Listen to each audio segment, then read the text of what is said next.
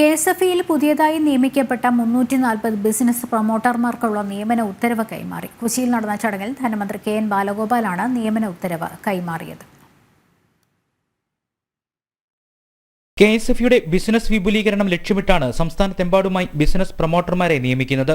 ഇതിൽ ആദ്യ ബാച്ചിലേക്ക് തെരഞ്ഞെടുക്കപ്പെട്ടിട്ടുള്ളത് 340 പേരാണ്. 16 റീജിയണൽ ഓഫീസുകളിൽ നിന്നും തെരഞ്ഞെടുക്കപ്പെട്ടവർക്ക് ധനമന്ത്രി KN ബാലഗോപാൽ നിയമന ഉത്തരവ് കൈമാറി.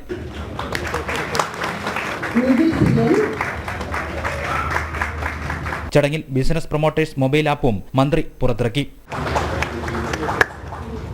ബിസിനസ് പ്രൊമോട്ടർമാരെ ഉപയോഗിക്കുന്നതിലൂടെ വിപണന സേവന രംഗത്ത് പുതിയ അധ്യായത്തിനാണ് KSFE തുടക്കമിടുന്നതെന്ന് മന്ത്രി KN ബാലഗോപാൽ പറഞ്ഞു. ബിസിനസ് പ്രൊമോട്ടർമാർ പ്രൊമോഷൻ നടത്തുന്നതിന്റെ അടിസ്ഥാനത്തിലാണ് അവർക്ക് ബെനിഫിറ്റ് ഉണ്ടാവുക എന്നുള്ളത് അവർക്കറിയാം. അവരിതിന്റെ പരിശീലനം നടന്നിട്ടുണ്ട്. 300 ചില്ലാനും ആളുകളാണ് ഇപ്പോൾ ആദ്യഘട്ടത്തിൽ 400ഓളം പേരെയാണ് എടുക്കുന്നത്. 2000ഓളം പേരെയാണ് ടാർഗറ്റ് ചെയ്യുന്നത്.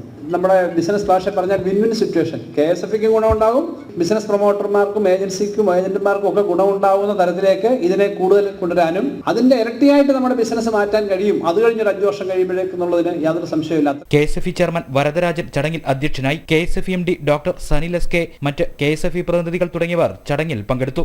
ജനം, കൊച്ചി.